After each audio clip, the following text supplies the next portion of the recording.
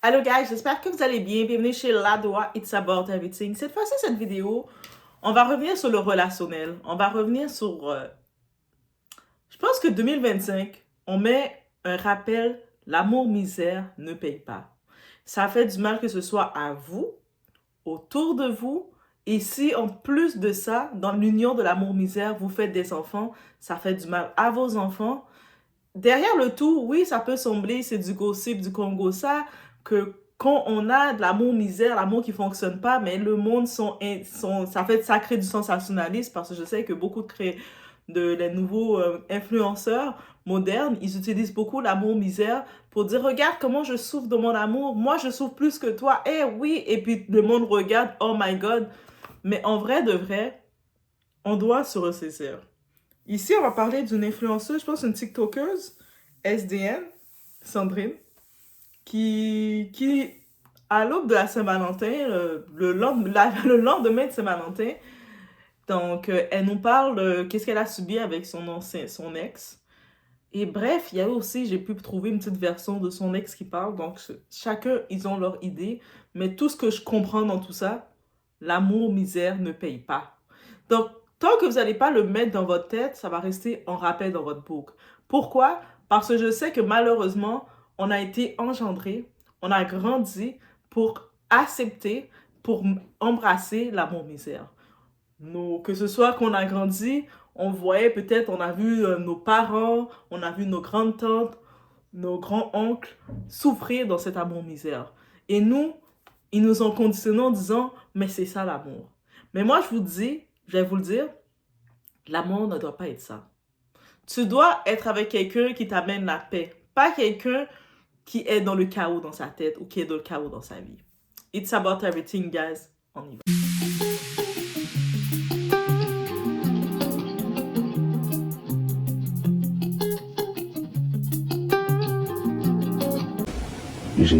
J'ai frappé la femme que j'aimais. Je l'ai étranglée et je lui ai mis une gifle. Mhm. Et je me sentais pas capable. Enfin, je suis pas quelqu'un. Enfin, je m'ai éduqué. Et voilà. Je sais pas. En fait, là, je sais pas comment faire parce que c'est la première fois que je tombe amoureux comme ça. Et c'est la première fois que je lève la main sur une femme. Je vais pas dire que je l'ai tabassée, ça serait mentir. Mais j'ai quand même fait quelque chose qu'il fallait pas. C'est pour ça que j'étais énervé hier. Je n'arrive pas à me pardonner ce que j'ai fait. Dis quoi, Tom, dis-moi. Ce que je veux, c'est que je veux pour pas être maladroite ou quoi que ce soit, je veux que déjà, tu attends un conseil de ma part, tu attends que je te dise quoi. Tu veux que je fasse quoi, que je te dise quoi. Je sais pas. Juste que je savais pas que j'étais capable de ça. Et je dis pas que parce que je sais que l'image qu'on a d'un homme qui tape une femme, c'est on le fait une fois et après on le fait 10 fois. Non, je suis pas d'accord avec ça. Mais là, je suis pas d'accord avec ça. En fait, j'ai honte de moi. Et tu sais très bien que j'ai fait beaucoup de choses de mal dans ma vie. Et j'ai rarement eu aussi honte de moi d'avoir fait ça. Donc, en effet, on a pu voir ici qu'est-ce qui s'est passé. Il y a des aveux qui sont faits. Donc, en tant que tel, déjà, le concept je sais que maintenant, on est rendu de se filmer dans tous les moments réels. Et peut-être Doha va devoir commencer à faire ça aussi. Oui, devoir se filmer dans tous les concepts réels. Et... je vais aussi devoir commencer à m'y mettre. Oh my God, je sais pas. Mais bref, ici, on peut voir que ce type, il se confie une conversation avec sa mère. Et je pense que sa mère, est-ce qu'elle était au courant qu'il filmait? Je ne sais pas. Est-ce que c'était, on lui a demandé d'apporter du contenu comme preuve et ça s'est retrouvé exposé? Probablement. Donc, dans la conversation, c'est un type qui regrette, mais d'avoir été violent, d'avoir fait des actes de violence avec sa conjointe qu'il aimait, sa partenaire, sa conjointe, même sa partenaire, sa copine du moment. Et il commence à se dire, mais est-ce que ma vie est finie? Tu sais, quand tu oses faire quelque chose comme ça, répréhensible physiquement à ta partenaire, mais ça va répéter un cycle. Donc, peut-être que oui, mon frère, tu devrais aller voir une thérapie pour justement trouver des solutions pour gérer tes émotions. Donc, quand tu vois que, tu sais, les émotions, c'est quelque chose dans le corps physique, c'est dans le neurologique, ça vient dans un instant. Mais quand on ne comprend pas nos émotions, ça peut amener un sentiment plus long et c'est là que ça va créer des réactions plus longues. Et c'est là qu'on dit qu'on fait des actions permanentes pour des décisions qui étaient temporaire. Parce que les émotions, ça change. On change d'émotion à presque chaque minute. Donc, c'est pour ça que c'est important de vraiment pouvoir nommer ces émotions quand un événement nous arrive. Quand on voit, des fois, les émotions, c'est physique. Les émotions, c'est physique. Des fois, quand tu fronces tes sourcils, tu te dis, qu'est-ce qui s'est passé? Pourquoi j'ai froncé? Tu sais, on doit faire ce jeu avec nous pour éviter des situations comme ça, pour se retrouver dans des situations comme ça. C'est ça le conseil que je donnerais. Donc, d'apprendre à nommer les émotions qu'ils ressentent et de l'accepter. Et quand tu peux nommer tes émotions, tu dis, colère, je suis fâché. OK, tu as nommé ton émotion. Let's go, let's go. Maintenant, comprendre. Pourquoi tu es fâché? Mais parce que j'aime quand elle me parle, par exemple, sur ce ton-là, mais moi, ça me rend fâché. OK, on a compris l'émotion. Quand on te parle sur ce ton, ça te rend fâché. OK. Mais avant de comprendre, il faut ressentir. Donc, on nomme son émotion, je suis fâché. On ressent l'émotion de la colère en nous. On le sent. Il faut le sentir. Toute émotion, c'est normal que ça sorte. On sent l'émotion. Et ensuite, on le comprend. Quand tu es en train de sentir ta colère en toi, et là, tu le comprends. Pourquoi je suis fâché? Là, maintenant, tu vas pouvoir mettre un mot. Je suis fâché quand on me parle comme ça. Ou quand je me sens sur la défensive. Ou quand je ne me sens pas respecté. OK, tu as mis un mot. Maintenant, tu fais la gestion pour le moment. Tu dois apprendre à gérer ton émotion sur le moment. La colère que j'ai une émotion, c'est la colère. Je ressens ma colère, donc j'accepte ma colère parce que on ne peut pas refouler ses émotions. J'accepte ma colère. Et quand j'accepte ma colère, maintenant, je peux passer à l'étape de le comprendre et de le gérer. Et tout ça se fait rapidement. Tu sais, ça a l'air long, en longue étape. C'est comme si c'était un long procédé. Mais ça se fait très rapidement. Toutes ces étapes-là se font très rapidement. Et quand j'ai justement géré le tout, la colère, tu cherches une façon, comment je gère ma colère? Est-ce que je sens que mon émotion, c'est la colère? Je suis fâchée, je l'ai compris, je l'ai senti, je l'ai compris, je vais le gérer. Si pour le gérer, je dois sortir, même si les 3 heures du matin, peu importe l'heure, je dois sortir et respirer dehors, je sors et je respire dehors. Si pour moi, pour ma façon que j'ai trouvée pour gérer ma colère, c'est d'aller dans le garage et de crier « Waouh !»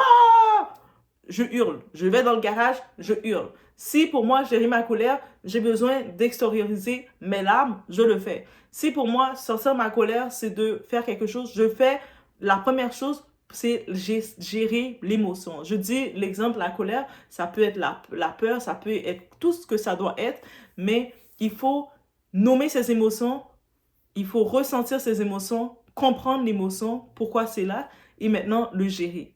Quand on est rendu dans cette phase-là, maintenant, on peut savoir dire, OK, je suis avec telle personne, mais à chaque fois, les émotions qui sortent, quand je suis avec cette personne-là, j'ai toujours des émotions.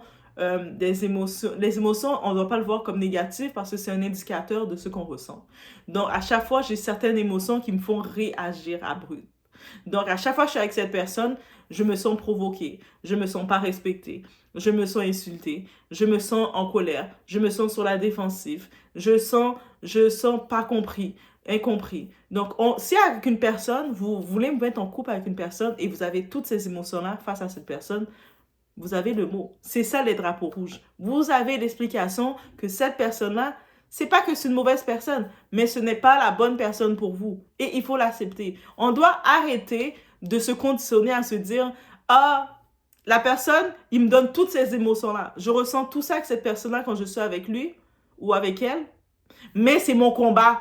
C'est leur combat. Dieu m'a donné son combat. » Arrêtez de mettre Dieu dans votre bordel. Je vous dis d'avance, c'est clair, c'est direct. Doit être direct comme ça. Arrêtez de mettre Dieu dans votre bordel. Vous avez fait le choix d'être avec une personne qui vous fait ressentir des émotions qui vous font du mal, des émotions qui vous donnent l'anxiété, des émotions qui vous font pleurer, des émotions qui ne vous respectent pas, des émotions que vous ne pouvez pas comprendre, vous ne pouvez pas communiquer avec la personne parce que vous n'êtes pas dans la même onde. Même si, de temps en temps, avec cette personne-là, ça peut être physiquement votre personne idéale. Même si, physiquement, vous avez des bons moments avec cette personne-là. Même si, de temps en temps, vous riez, vous avez des bons délires avec cette personne-là. Quand c'est une personne qui fait ressortir le méchant chez toi, il faut comprendre pourquoi. Et là, c'est pour ça que je dis, Doa, ici, je donne des conseils selon mon point de vue. Mais Doa, le meilleur conseil que je vais vous donner, la thérapie, d'aller chercher des ressources de personnes qui sont là pour, qui ont leur certificat, qui ont des certificats complets, c'est nécessaire. Que vous soyez un homme, une femme, c'est nécessaire. C'est-à-dire que tu es un homme et puis tu vois que tu es avec une personne qui te fait pas ressortir le meilleur chez toi. Tu es avec une personne et puis là, tu te retrouves que tu as honte de toi. Tu te retrouves que En plus, la bonne chose pour cet homme-là, dans cette vidéo que je retiens, il s'est confié à sa mère, derrière le tout. Par contre, maintenant, l'action de sa mère, je sais pas si elle l'a faite ou peut-être elle va le faire, c'est d'accompagner maintenant son fils dans une thérapie. Et de regarder ensemble avec son fils ses émotions, de regarder qu'est-ce qui a escalade à. Et maintenant, quand tu apprends à te connaître comme ça, devine quoi? C'est pas qu'on va pas faire d'erreurs. C'est pas qu'on va être parfait. Non, on va toujours faire des erreurs parce qu'on est appelé à faire des erreurs constantes. C'est ça l'humain. Mais la différence de ça, vous savez, c'est quoi aussi? C'est que maintenant, on va aussi être en mesure d'éviter de faire des actions permanentes pour des situations temporaires. Donc, ça veut dire qu'une action comme ça peut t'entacher. Cette femme-là, en plus une influenceuse, elle va le reprendre contre toi. Elle va t'exposer avec ça. Tu fais partie un de ses traumas complémentaires. Parce qu'il y a plein de traumas complémentaires. Maintenant, tu fais partie un de ces traumas. Et elle va te le reprendre toujours. Et le fait que l'action que tu as faite, c'est une action très grave. Oui, ça va se retourner contre toi. Oui, même si tu décides de refaire ta vie, tu décides de te mettre droit, de bien faire les choses, d'essayer de contrôler tes émotions. Mais cette personne-là, maintenant, elle a une arme pour venir, à tout moment, venir te faire du mal. Si, par exemple, tu es appelé à avoir un poste important, à devenir un ambassadeur important, mais cette personne-là de ton passé, elle n'a pas accepté que tu as changé, ou le fait que tu fais partie de son trauma, qu'est-ce qu'elle va faire, tu penses? Elle va revenir à tout moment, ressortir ça contre toi. Parce que c'est comme ça l'humain est. L'humain ne veut pas savoir que quelqu'un qui était dans son passé, qui fait partie de ses traumas, évolue. Il ne veut pas savoir ça. Donc, même si tu évolues, l'humain que tu as connu dans ton passé, la part des gens qu'on connaît dans nos passés, là, ils n'ont pas des bonnes intentions pour nous. Même si on les rencontre, ils disent « Hey, puis comment ça va? » Quand ils m'entendent, tu fais des progrès, tu t'avances, eux autres vont dire « Ah ouais, mais moi je me rappelle quand on était à la maternelle, elle brisait tous mes crayons. Impossible qu'elle change. » Oui, c'est cette image qu'ils vont garder de vous, qui avait brisé à la maternelle quand vous avez brisé leurs crayons. Vous étiez là, vous dessinez trop fort, vous brisez leurs crayons. Eux, ils vont garder cette image de vous. Et pour eux, avec cette image-là, c'est dans leur trauma, ils ne veulent pas vous voir évoluer. Et même quand ils voient d'autres personnes vont vous bénir, d'autres personnes vont vous parler, glorifier, parler en bien de vous, des bons coups, eux autres vont revenir dire, c'est pas vrai. Moi, je me rappelle d'elle, elle m'avait brisé mes crayons à la maternelle. Donc, c'est ça aussi qu'il faut comprendre. Mais on n'est pas responsable nécessairement de ces personnes-là, qu'est-ce qu'ils font dans notre vie. Nous, la seule chose qu'on doit travailler pour nous, c'est nous-mêmes. Être la meilleure version de soi-même. Donc déjà, c'est quand même, quand j'ai vu cet audio, que le monde va le prendre et dire « Oh my God, voilà comment il a osé faire ça. » Non. Moi, je vois que c'est quelqu'un, un homme, qui un moment, il n'a pas pu gérer ses émotions. Peut-être quand les émotions sont venues, il ne les a pas compris. Et maintenant, il a fait un acte très répréhensible, un mauvais acte. Et suite à ça, il se sent mal dedans et c'est tout à fait normal de se sentir mal d'avoir fait ça. Il s'est confié, il allait se confier à quelqu'un et heureusement pour lui, il a accès à sa mère. C'est pas tout le monde ici qui ont accès à des parents qui peuvent se confier quand ils merdent. Pas tout le monde. Beaucoup d'entre vous qui avaient des traumas et qui condamnaient les actions passées des autres, vous n'avez pas accès à vos parents. Vous n'avez pas accès à votre famille pour vous confier, dire « Ah, tu sais, j'ai merdé. » Votre famille ne vous accepte pas. C'est pour ça que maintenant, vous n'acceptez pas l'évolution des gens. Donc, c'est le premier point que je devais dire face à cet audio. Et maintenant, on va continuer.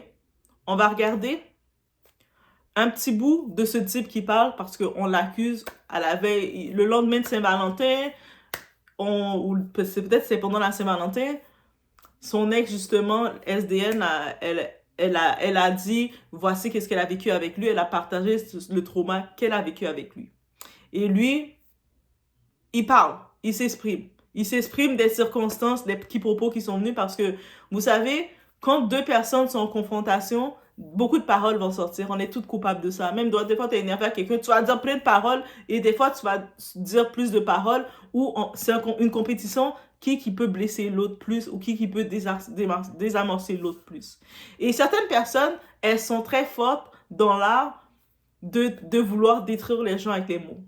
Mais par contre, elles sont pas prêtes à recevoir des répliques. Elles sont prêtes à donner des répliques. Elles vont te piquer. Elles te piquent là. Elles vont te piquer.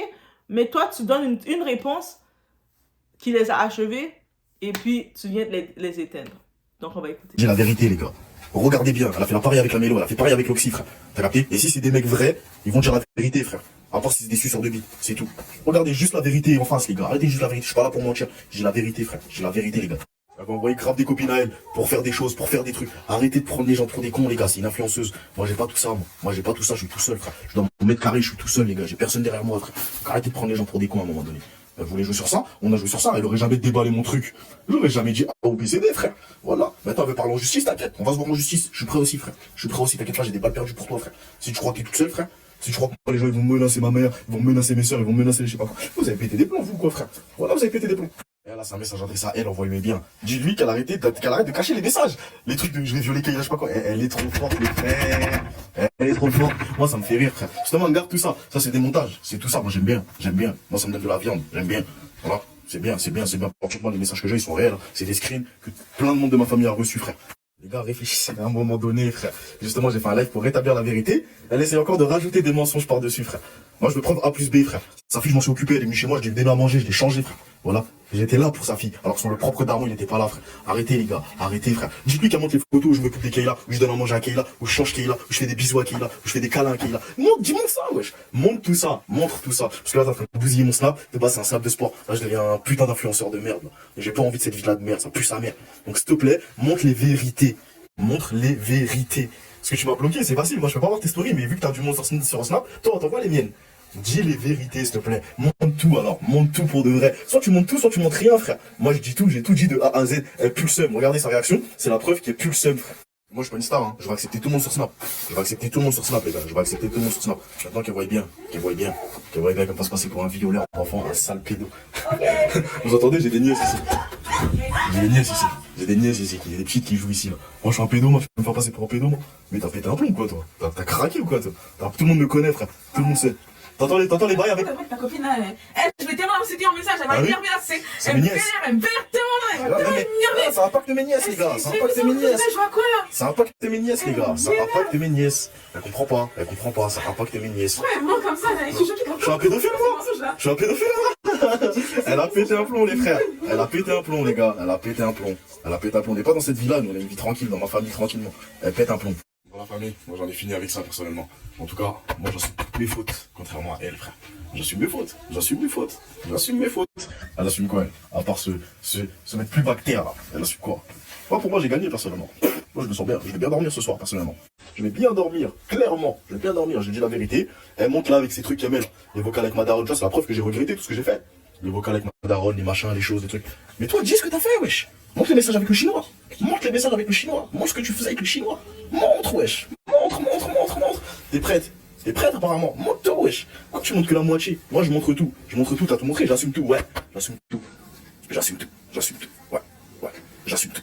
Je lui ai fait un peu de mal. Mais elle a fait du sale. Elle m'a fait du sale. Donc montre. On veut juste voir. Montre pas que la moitié, montre pas que mes petites parties à moi. Parce que moi, j'assume. Dans le live, j'ai assumé tous mes torts. J'ai assumé tous mes torts. Maintenant, toi, montre. Montre les tiens, montre tes torts, montre le visage de SDN, Bad Gyal, parce que j'ai des vidéos. Sans perdre de temps, on va sur un autre dossier. L'amour pansement. Moi, je vous dis, l'amour pansement. D'être un pansement. D'être un pansement. C'est-à-dire que vous mettez en relation avec une personne qui est encore tout frêle de son ex ou de ses anciennes relations parce que la personne, elle change de relation comme elle change de culotte ou de caleçon. On va mettre les termes qu'on veut. Sans prendre le temps de se retrouver. Parce qu'il y a des gens, on nous a tellement conditionnés, puis je peux même pas blâmer ces gens-là, on nous a tellement conditionnés à ne pas être seuls, ne pas prendre du temps pour soi, ne pas prendre du temps pour se connaître, ne pas prendre du temps de rétroaction, quand on laisse une relation, la première chose qu'on se dit, vite, faut que je cherche un autre, faut que je puisse me gâter, je dois avoir des relations, je dois avoir mon intimité, je dois mon goût, vite, vite, vite. Et souvent, ces gens-là, ils vont chercher un type qui n'est pas leur genre, nécessairement. Peut-être ils sont habitués de prendre des hommes qui ont un tempérament, ils vont prendre le type complètement l'opposé, mais cette personne-là qu'ils vont prendre, souvent, ça va être la bonne personne. Ça aurait été la bonne personne, mais ça va jamais être la bonne personne pour eux. Pourquoi? Parce que eux, ils sont mentalement et dans leur vie chaotiques. Ils sont chaotiques et ça, c'est aussi un symbole de l'amour misère. Actuellement, contrairement à ce type-là, on ne dit pas qu'il est parfait ici. Mais ici, on voit c'est un homme qui était le pansement de cette femme. Donc, il est rentré dans la vie de cette femme, toujours la même influenceuse. Ils ont tenté leur histoire. Finalement, ça s'est pris un break. Peut-être lui, ça l'a bouleversé parce qu'il l'aimait. Donc, il était un peu plus fan. Donc, il l'aimait. Mais la réalisation de comprendre qu'il doit comprendre, cette personne-là ne t'a jamais aimé, ne va jamais t'aimer. Tu es que son pansement. Et puis, oui, à un moment, il dit « Ah, j'étais un canard, c'est peut-être pour ça. » D'être un canard en couple, c'est pas un problème. D'être un homme, un canard, c'est quoi? C'est un terme pour essayer de diminuer un homme qui veut prendre soin de sa femme. Quand un homme se comporte bien, quand un homme respecte sa femme, quand un homme est gentleman, quand un homme est respectueux, beaucoup, que ce soit des femmes et des hommes, vont le catégoriser « t'es un canard, t'es trop mou, t'es trop gentil ». Parce que ces personnes-là qui les catégorisent comme ça, pourquoi ils vont dire ça? Ils vont le diminuer comme ça. Ils vont diminuer ce genre de personnes comme ça. Pourquoi? Parce qu'eux autres, ils sont dans une vie de chaos. Eux autres, ils n'ont pas fait aucun travail sur eux-mêmes. Ils ne se remettent pas en question dans aucun point. Donc, quand ils voient quelqu'un qui essaie qui veut voir le bon, qui veut une bonne relation. Parce que être en relation, c'est pas juste aller mouguer à quelqu'un puis prendre 2-3 vidéos, 2-3 photos. C'est d'être avec quelqu'un qui t'amène la paix. Je sais pas pour vous, c'est quoi être une relation, mais moi, je veux pas être en relation avec quelqu'un puis je suis dans le combat. Je veux pas arriver dans une relation avec quelqu'un et à chaque jour, je dis, Dieu, donne-moi la force pour affronter mon partenaire, donne-moi de la force. Je suis pas dans un combat. Moi, si je suis avec quelqu'un, je dois me sentir en paix. Je dois me sentir, ouf, je suis en paix, je suis bien. La personne, on rit ensemble, on kiffe, on fait nos projets ensemble. Aujourd'hui, on fait quoi, B? Ah, ben, on va aller un petit peu se promener. On fait quoi, B? Ah, ben, on regarde un petit peu Netflix. Il y avait telle série qu'on devait regarder. Tranquille. Oh, des fois, ah, je sais, j'avais vu telle activité, là, de laser, tout ça, qu'on va faire, ou de jeu, ou de même, on y va. Let's go! Ou sinon, B est sorti, il est allé acheter des nouvelles espadrilles, et en revenant, je vois qu'il a plusieurs paquets, puis il me vient avec une paire. Ah, tu sais, en même temps, là, je t'ai acheté une paire d'espadrilles aussi, comme, tu sais, comme, j'espère que tu as aimé ça, mais je t'ai acheté une paire, et toi, t'es comme, oh my God, oh, thank you, babe.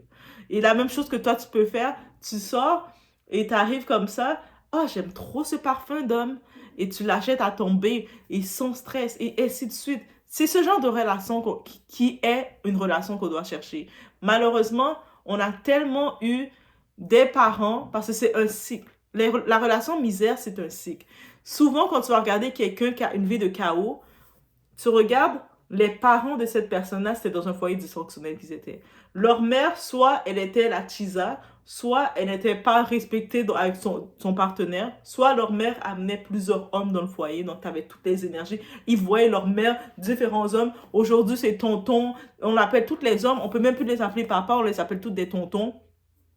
Bref, et ainsi de suite. Souvent, il y avait le chaos comme ça. Souvent, ils voyaient leur mère rendue le soir en train de se préparer pour aller en soirée chercher un homme, ou des fois leur mère qui prenait préparer sa valise pour aller faire 2-3 mois au pays, elle vous laissait chez une tata, elle vous laissait chez une tantine, elle vous laissait chez la voisine et telle, et vous étiez toutes les vacances à rien faire, à vous morfondre, et puis finalement 2-3 mois plus tard, la mère revient, soit elle revient avec des rêves, et son argent, bien entendu, parce que, tu sais, elle a dépensé tout son argent pour montrer qu'elle était quelqu'un au pays.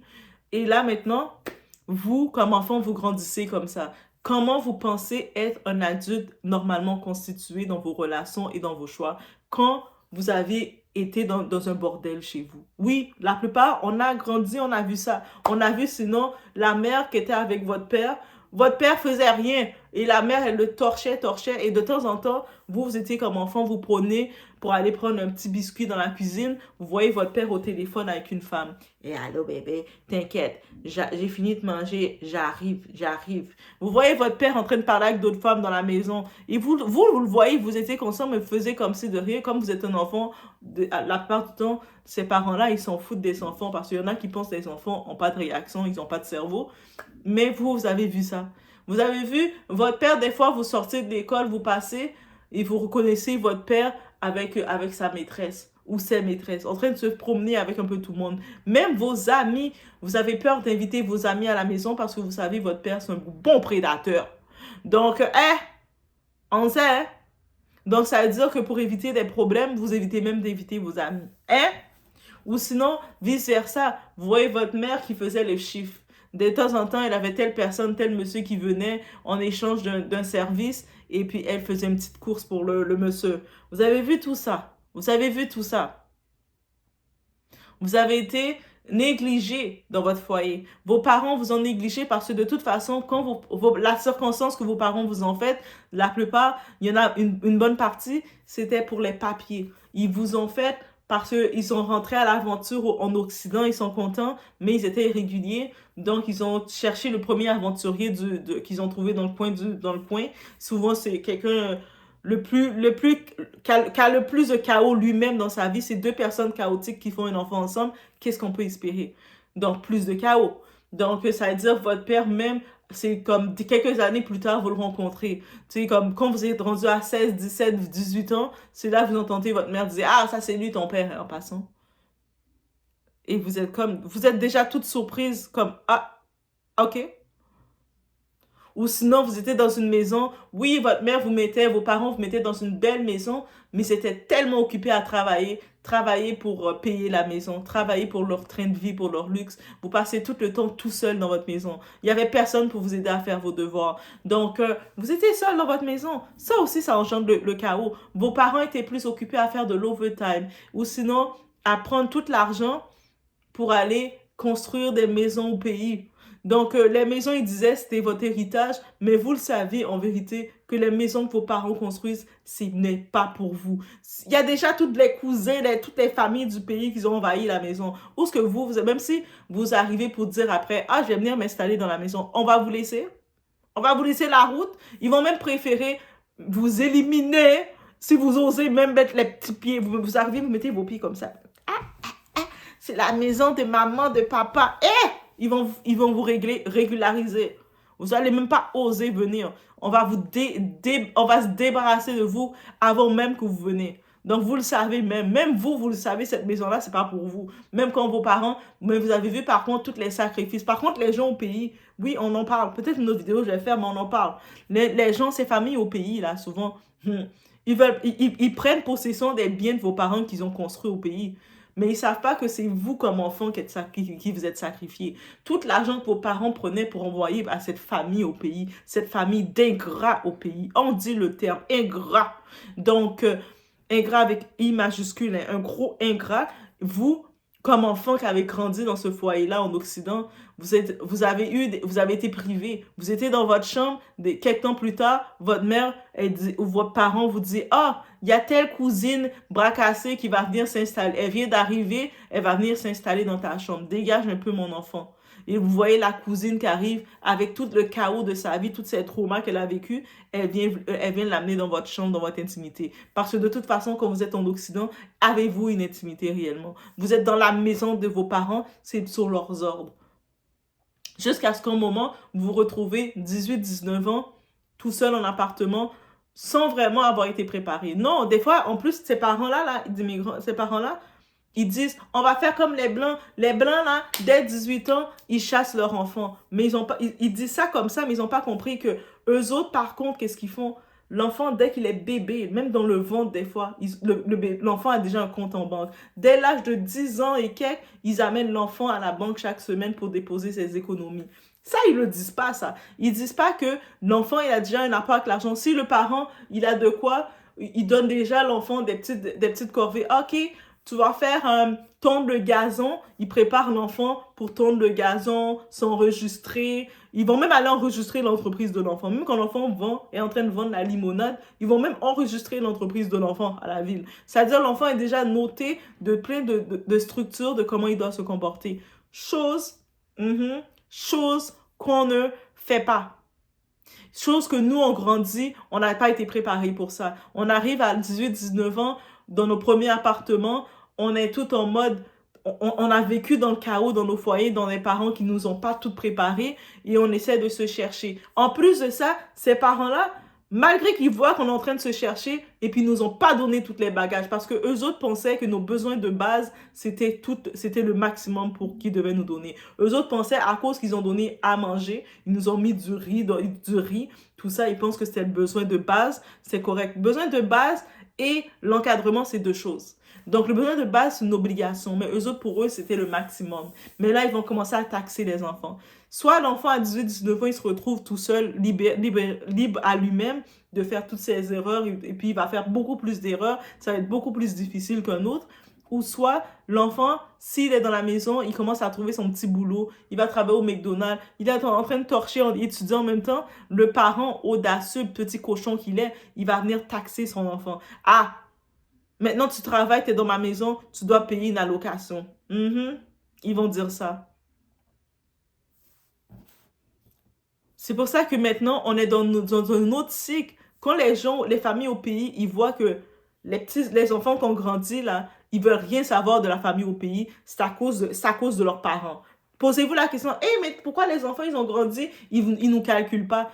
Dites-vous que c'est à cause de leurs parents. C'est les traumatismes qu'ils ont amenés. Ça, c'est un autre point que je devais amener. Et là, j'ai vu une autre vidéo encore. Oui, on regarde un petit peu de tout. On a une vidéo que j'ai vu sortir. Et ça aussi, ça parle de l'amour-misère. Toute la vidéo, on est concernant l'amour-misère. Ça, c'est le père de l'enfant de l'influenceuse en question, le baby dad. Et lui, il donne son avis concernant... Il n'a pas accès de voir son enfant. On ne donne pas l'accès de voir son enfant et lui s'explique pourquoi. Que lui, c'est pas un influenceur, donc il n'a pas la possibilité sur les réseaux de faire plein d'argent en restant, en filmant toute sa vie. Il reçoit plein d'argent comme ça. Lui n'a pas le choix, comme la plupart d'entre nous, d'aller travailler. On se lève, on va travailler, on paye nos taxes. Des fois, comme n'importe quelle personne d'entre nous, on peut se faire mettre à pied. Des fois, le boss, pour n'importe quelle raison, on vit dans la galère du travail. Mais là, des fois, il n'a pas nécessairement d'argent. Et puis, la mère de cet enfant-là, elle utilise une fausse narrative, comme beaucoup de mères toxiques, de mères traumatiques, elles pénalisent le père de leur enfant d'avoir accès à leur enfant. Et comme je vous dis, et ça, c'est quelque chose que je vais répéter, un père est important, encore même plus, dans la vie de ses enfants. C'est pas que la mère qui est importante. Femme, ne pense pas que toi seul vas pouvoir gérer ton enfant. Encore plus si tu as une fille. Si tu as une fille et tu penses pousser, donner des problèmes au père pour l'empêcher de voir son enfant, tu es une mauvaise mère. Oui, I say what I say. Donc, on écoute le. Pour expliquer en live qu'il faisait une pause. C'est rien de forçant, on redevient des mecs. Hein. Quand vous voyez un truc qui est comme ça, c'est mieux de faire une pause. La pause, c'est la possibilité. Je trouve que j'étais trop en mode canard. S'il revient, tranquille. Hein. S'il revient pas, c'est la vie. C'est la vie. C'est tout. Il n'a pas expliqué la raison de leur rupture. Cependant, dans les commentaires, certaines personnes pensent que Sandrine serait toujours amoureuse de Loxy et qu'apparemment, la Mélo aurait été son pansement. Par exemple, il y a quelqu'un qui dit dans les commentaires, ça se voit, il l'aime de ouf, mais elle a l'air bloquée sur Loxy, j'ai l'impression. Il y a également des gens qui conseillent à la Mélo de fuir cette relation et quelqu'un qui dit dans les commentaires, mon frère, quitte ce bourbier et n'y met plus jamais les pieds, conseil d'une tantine. Elle est où Sandrine? Elle est chez elle. Toi aussi, c'est pas ta photo, pourquoi? Pour rien. Ça veut dire si vous voulez parler d'elle, c'est mieux que vous partiez carrément. Bon, la Mélo a l'air clairement... D'accord? Et c'est quand après, elle a su que moi je voulais la petite, elle était vraiment sûre, au bout de 2-3 mois, elle a voulu avorter, je lui ai dit non, n'avorte pas. Je lui ai dit non, moi je veux pas que t'avortes, s'il te plaît, garde et tout, nan. Au final, elle m'a écouté, elle a gardé. Et aujourd'hui, maintenant, c'est moi, elle me fait passer pour le mec qui veut pas dans. Mais vous êtes fous, quoi. Et non, moi, c'est pour ça que je vous dis, les gars, il y a des trucs que vous savez, il y a des trucs que vous savez pas. Il faut pas se mettre entre les deux. Même si je sais que c'est une meuf, elle aime bien dévoiler sa vie sur les réseaux sociaux. Les gars, ne vous mettez pas entre les deux. C'est, en vrai de vrai, même passer, genre. On s'en bat les steaks. Non, c'est pour ça, parce que des fois, faut parler français. Faut parler français des fois, parce que regardez. Elle, en fait, elle pense que la vie...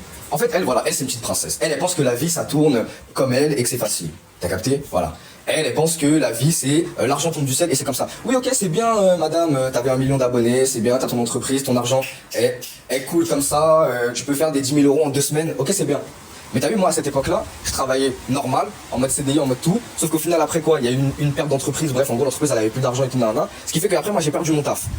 Ça arrive, c'est pas... Vous voyez ce que je veux dire ou pas? En fait, c'est humain, tu vois, Donc, on a pu entendre une partie de la version du monsieur, du père parler. On a pu entendre la version de la mère. Tout ce que je comprends de la mère qui l'empêche de voir sa fille, c'est parce qu'elle ne reçoit pas assez d'argent de lui. La mère, elle vit chez ses parents, elle a son argent, en plus elle est influenceuse, elle reçoit son revenu. Lui, il vit, je sais pas trop où, je pense qu'il a dit il vit dans une maison ou dans un appartement, ou il vit avec qui.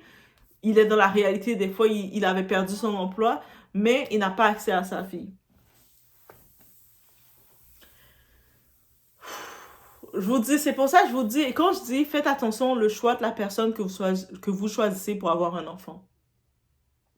Ce n'est pas seulement pour vous éviter des mal de tête et des situations comme ça, mais pour l'enfant. Il y a des gens que vous allez faire des enfants, ces personnes-là n'ont aucun instinct de parent, aucun instinct maternel. Et c'est pas parce que la personne va s'habiller, va matcher à la même couleur de vêtements avec son enfant ou va s'habiller comme son enfant que la personne est une bonne mère. On enlève ça. Une mère qui empêche sa fille d'être en lien correct avec son père, peu importe la raison que tu me dis, et je parle pas d'un père, on va pas aller dans les cas pratiques radicales que le père a fait ci, a fait ça. Je parle d'une femme.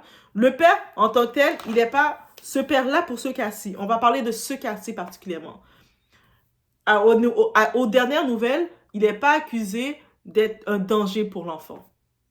Pourquoi ce père-là, il est obligé de prendre les réseaux et de devoir expliquer qu'il n'a pas accès à son enfant? Et dans quelques années, quand ce père-là va être libéré, il va trouver une femme, il va refaire sa vie, il va avoir des enfants, et puis il aurait accès à ses enfants, cette femme-là, cette mère-là, cette baby mom, elle va commencer à revenir dire, vous voyez, il est mauvais, il ne s'occupe pas de sa première fille, maintenant il a une nouvelle famille, il néglige sa première fille.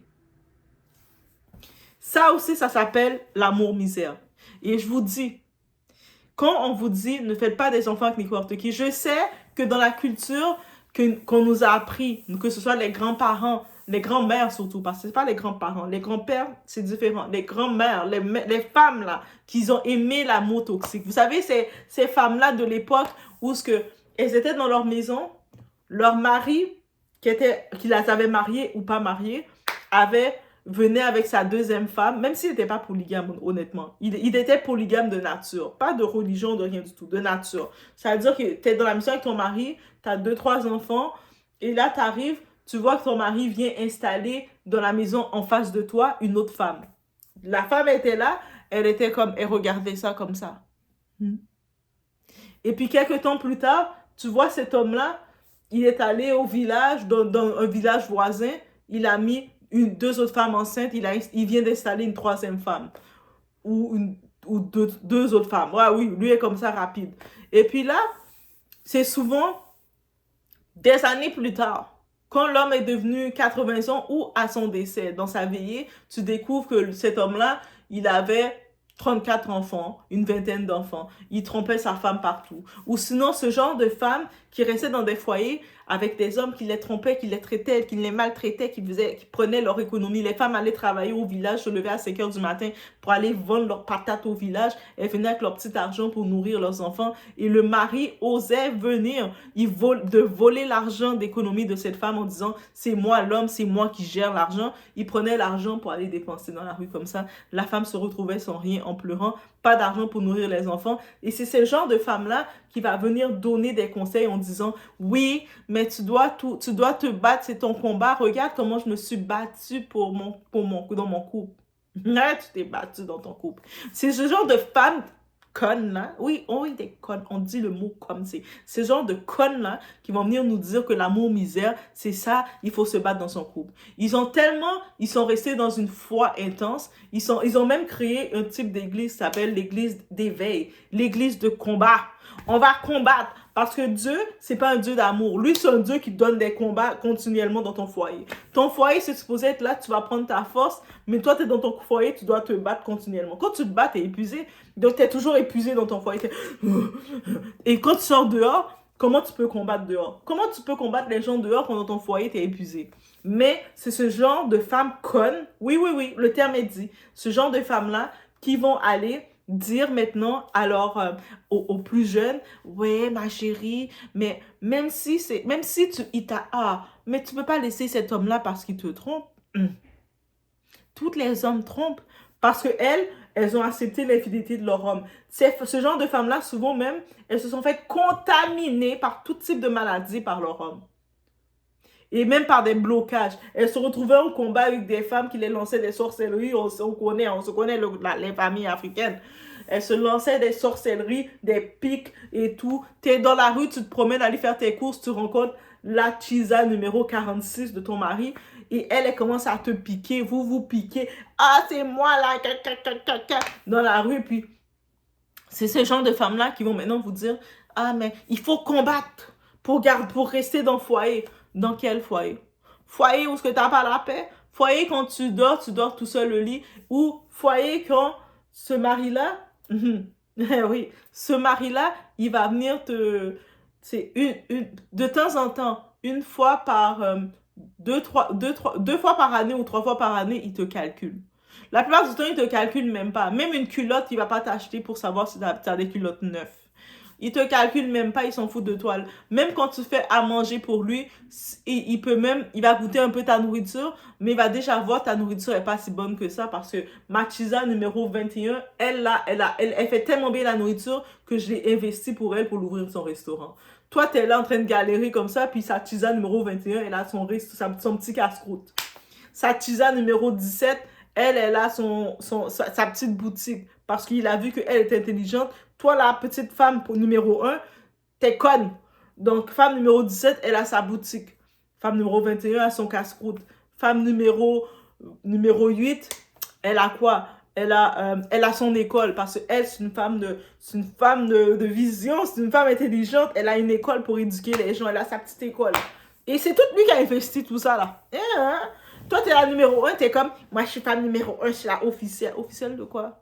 T'es officielle juste quand cet homme-là, il est rendu vieux, ratatouillé, il peut plus rien faire, il peut plus se tenir debout, il est malade, que tu dois commencer à le torcher, changer ses couches. C'est là qu'on prend le corps, on le dépose chez toi. Tiens, il est fatigué, reprends-le.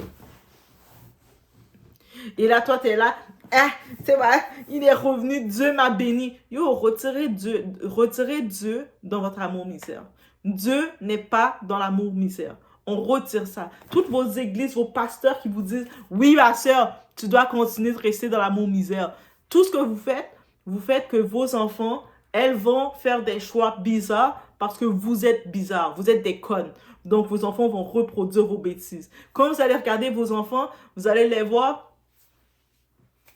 en train de faire des choix, comme le cas de cette influenceuse, avec plein de types d'hommes qui arrivent, le père de l'enfant qui n'a pas accès à sa fille, qu'ils ont une relation braca comme ça, c'est braca comme ça, bracadabrante, toutes les bras, on ajoute toutes les bras, on met bracassé, bracadabrante, bra, toute l'autre, la fille, elle est tellement dans le chaos dans sa vie parce qu'elle est habituée d'avoir toujours un homme dans son lit ou un homme entre ses jambes. Vite, elle prend un homme pansement pour le faire du mal. C'est-à-dire, parlez à vos fils, parlez à vos petits frères. Une femme, dès que vous voyez la femme, elle est déjà dans le chaos dans sa vie. Ça sert à rien. On ne parle pas parce qu'elle a un enfant ou pas un enfant. Elle est déjà dans le chaos dans sa vie. Il faut savoir, dès qu'elle sort d'une relation, elle doit prendre le temps pour elle. Ou elle doit même ne pas avoir peur, thérapie. Ah, ici, les thérapeutes, venez me sponsoriser. Ici, on dit ça direct. Après une relation, tu dois prendre du temps pour toi. C'est pas juste d'aller à l'église chercher le prochain bras cassé. Ah, moi là, mes jambes sont vides là. Ça va faire 24 heures que je suis célibataire. Vite, faut que je le remplace. Ça, c'est parce qu'elles ont grandi dans un bordel. Quand tu as grandi dans un bordel, c'est pour ça que tu peux pas rester 24 heures sans rien entre tes jambes. Tu es habitué d'avoir une rotation. Donc, ça aussi, c'est amour-misère. On va pas s'embarquer dans cette relation-là. Qu'est-ce qu'elle va te donner? Elle va te donner le chaos. Ou l'autre cas, l'homme, l'ex, qui se retrouve à faire l'impensable. Il a besoin de thérapie aussi. Dès que tu es rentré dans une relation misère comme ça, tu as besoin de thérapie. Parce que qu'est-ce que l'amour misère va te donner? Va donner mal à la tête. L'amour misère va faire comme ça. Ah, mal à la tête, mal à la tête. Mais oui, t'as mal à la tête. Comment tu n'aurais pas mal à la tête? Même moi, j'ai mal à la tête juste en pensant que toi, tu as mal à la tête. Donc, bref, oui, on a décortiqué tout ça. Et qu'est-ce que je retiens de tout ça? Parce que oui, il faut retenir quelque chose de tout ça. L'amour-misère, c'est mal de tête. L'amour-misère, il n'y a rien de bon. L'amour-misère, c'est le cycle qui se répète. Quand tu regardes quelqu'un qui est dans un amour-misère et qui accumule ce genre d'amour-là, on regarde pas trop loin. On va voir souvent, ses sœurs sont dans des amours bizarres. Ses tantes sont des amours bizarres. Ses frères sont bizarres aussi. Sa mère est bizarre aussi. Son père est compliqué aussi. Ses grands-parents aussi. Ses arrière-grands-parents aussi. Tout autour d'elle, c'est un schéma. Et la misère attire la misère, même dans son entourage d'amis qui l'encouragent. Parce que ce genre de personnes qui aiment les amours chaotiques comme ça, ils vont pas rester avec quelqu'un qui va leur dire la vérité. Ils vont te trouver dur. Ils vont dire, ah, Doa, t'es trop dur. T'es trop dur. Parce que eux autres, ils aiment entendre la misère de leurs amis. Ça, c'est ce genre d'amis-là qu'ils vont aimer. Quand ils vont dire, ah, mon gars m'a encore trompé. Ah, ouais? Ouais. Viens, on va aller dans le combat. Hein, on va prier. Dieu va délivrer ça, là. Ils vont faire que... Ou on va aller voir la femme à qui il t'a trompé. Ça, c'est ce genre d'amis qu'ils vont garder. L'ami qui va leur dire, ouais, il t'a trompé. Viens, on va aller voir les femmes à qui il a trompé. Et toi, t'es comme, yes, ça c'est mon ami, elle me comprend. La fille comme Doa qui va dire, mais est-ce que t'es bien dans cette relation-là? Ah non, toi Doa, là, toi t'es négatif. Pourquoi tu me dis si je suis bien dans cette relation? Toi, t'es négatif. Ah non, pas Doa. On va aller voir l'autre là qui va m'amener dans les affaires de chaos. Le chaos! Bref, it was this. Donc, n'hésitez pas. L'amour misère 2025, ça doit vous éveiller. Il n'y a rien de bon dedans. Il y a plein de cas catastrophiques qui arrivent. Moi, je dis toujours, l'amour misère, ça amène la mort de l'âme. Aussi simple que ça. Tu ne peux pas t'épanouir et encore plus la douleur que tu fais de mettre un enfant au monde, de prendre un petit ange, tu le mets dans ce monde-là, dans l'amour misère. Et t'espères que cet enfant-là, il va avoir les meilleurs, tu l'as donné les meilleures âmes pour s'en sortir. Tu mets ton enfant au monde dans le chaos et puis après, tu t'étonnes que ton enfant, il grandit, il crée le chaos aussi. Reprenez-vous sur ce. Je vous laisse, on se retrouve aux prochaines vidéos. Mettez un like de support. On supporte la Doa de toutes les façons qu'on peut supporter la Doa si vous êtes arrivé là. Des cœurs mauves. Quand je vois les cœurs mauves, je vais savoir que vous êtes rendus jusque-là. Et on peut supporter aussi la Doa de plusieurs façons, guys. On se retrouve au prochain.